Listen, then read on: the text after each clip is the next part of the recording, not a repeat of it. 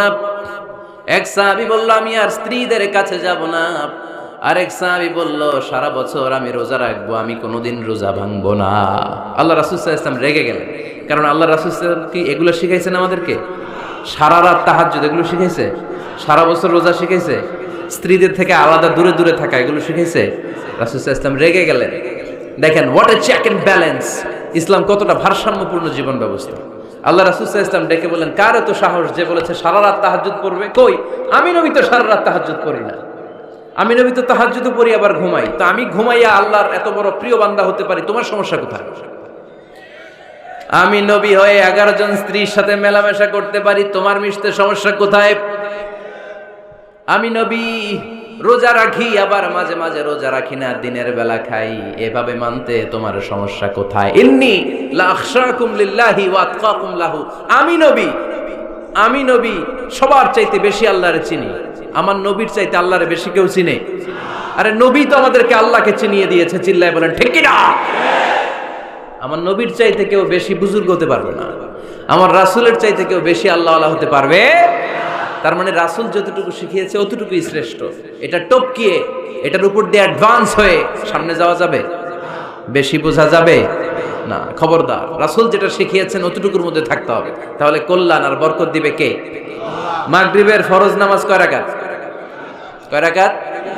ফরিদপুরের কেউ যদি বলে আমি অনেক বড় আল্লাহর ওলি, আমি 5 রাকাত পড়বো সব বেশির জন্য, হ্যাঁ কি কয়? হবে না। 5 রাকাত তো সেজদা কয়েকটা বেশি আছে, ওটার মধ্যে রুকু কয়েকটা বেশি, কষ্টও বেশি, হবে? কথা কয় না, হবে? রমাদানের 30 দিন রোজা রাখা ফরজ, আপনি যদি বলেন না রমজানে না রেখে এটা আমি শাবান, জুলকাদ, জুলহাজ 3 মাস টানা 90 দিন রেখে দিব, বেশি রাখবো আমি, হবে? হবে, কারণ বেশি বুঝছে। কারণ কি? আল্লাহ রাসূলের চাইতে বেশি বোঝা যাবে, আল্লাহ রাসূলের চাইতে বেশি বুজুর্গ সাজা যাবে। খবরদার, নেভার বি অ্যাডভান্সড ফ্রম আল্লাহ এন্ড হিজ রাসূল।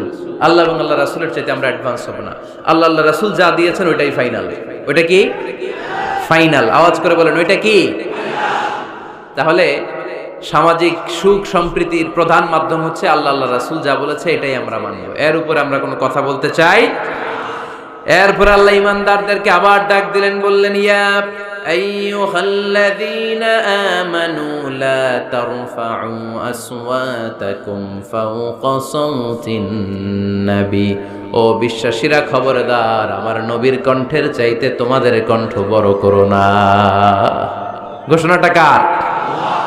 কারণ সাহাবারা আল্লাহ রাসূল সাল্লাল্লাহু আলাইহি ওয়াসাল্লামের চারদিকে এরকম ঘিরে বসে থাকতো, এজন্য সাহাবাদেরকে উদ্দেশ্য করে আল্লাহ বললেন আমার নবীর গলার সাউন্ড যতটুকু তোমাদের সাউন্ড থাকবে অতটুকু বা অতটুকুর চেয়ে কম, এর চেয়ে বড় হওয়া যাবে তাহলে বেয়াদবি হয়ে যাবে। তাহলে কি হয়ে যাবে? বনু তামিম গোত্রের নেতা কে হবে? আল্লাহর হাবিব সাল্লাল্লাহু আলাইহি ওয়াসাল্লাম পরামর্শ করছিলেন। আবু বকর রাদিয়াল্লাহু তাআলা আনহু বললেন আমার মনে হয় এই লোকটা হইলে ভালো হয়। ওমরে ফারুক বলে না, উনি না, আমার মতে এই লোকটা হইলে ভালো। সাইয়েদনা আবু বকর বললেন আরে না ওমর, তুমি বুঝছো না, আমি যার কথা বলেছি সে হলে সবচেয়ে ভালো, তার মধ্যে নেতৃত্বের গুণ আছে। সাইয়েদনা ওমরে ফারুক বলেন না আপনি বুঝেন নাই, আপনার চেয়ে আমি ভালো বুঝছি, আমি যারে বলেছি সেই হবে নেতা। তর্ক আছে না নাই? এই তর্ক, কথার নাম কথা, কথার পিঠে কথা করতে করতে করতে করতে ওনাদের মধ্যে একটু ঝগড়ার একটা ভাব, বিশ্বনবী বসা, এই ঝগড়া করতে করতে সাউন্ড বড় হয়ে গেছে, এই উনি হবে, উনি বলে না উনি হবে। বিশ্বনবীর কণ্ঠের চাইতে কণ্ঠ উঁচু হয়ে গেল, আরশের উপর থেকে একটা ধমক দিলেন কে?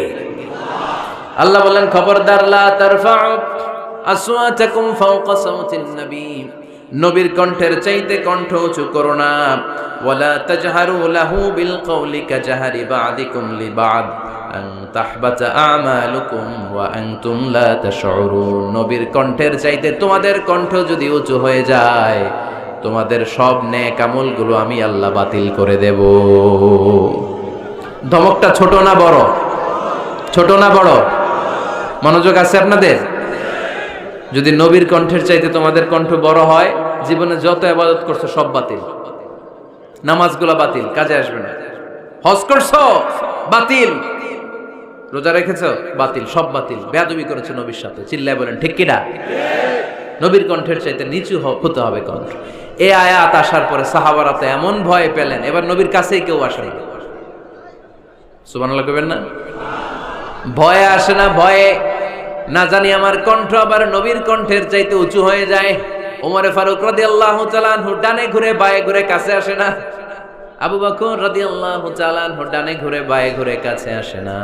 আল্লাহর হাবিব ওমরে ফারুককে ডাক দিলেন, এই ওমর সামনে আসো, এদিকে আসো। ওমরে ফারুক আসলেন, কিন্তু ওমরে ফারুক এত আস্তে আস্তে কথা বলেন, বিশ্বনবী ওমরে ফারুকের কথা কানে শোনে না।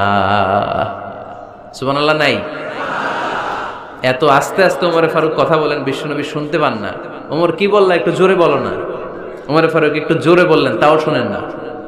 বিশ্বনবী বলেন, আরেকটু সাউন্ড বড় করে বলো, আমি তো শুনি না, জোরে বলো। ভয়, কারণ কণ্ঠ যদি উঁচু হয়ে যায় আমার নবীর কণ্ঠের চাইতে, জীবনের সব ইবাদত শেষ। এজন্য কথা কওয়ার দরকার নেই, ইবাদতগুলো ঠিকঠাক আওয়াজ করে পড়তে হবে, আল্লাহু আকবার। তাহলে 2 নাম্বার গাইডলাইন, লা তারফাউ আসওয়াতাকুম ফাওকা সাওতিন নবী। নবীর কণ্ঠের চাইতে কণ্ঠ উঁচু করো না। আপনারা হজ উমরা করেছেন কে কে দেখি?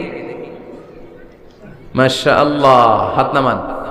যারা আমরা করি নাই, আমরা আল্লাহর কাছে কামনা করি, আল্লাহ আমাদেরকেও তুমি যাওয়ার তৌফিক দাও। আমিন। আমরাও যেন আমার নবীর কবরের সামনে দাঁড়িয়ে নবীর সালাম পড়তে পারি, তৌফিক দাও। আমিন। আমরাও যেন রাউদাতু মিন রিয়াদিল জান্নাহে ঢুকে 2 রাকাত নামাজ পড়তে পারি, তৌফিক দাও।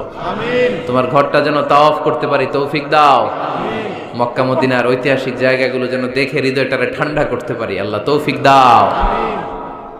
তো যারা গিয়েছেন তারা জানেন, মসজিদে নববীতে নামাজের পরে আপনারা যখন পূর্ব দিকে, প্রথম কাতারের পূর্ব দিকে সবাই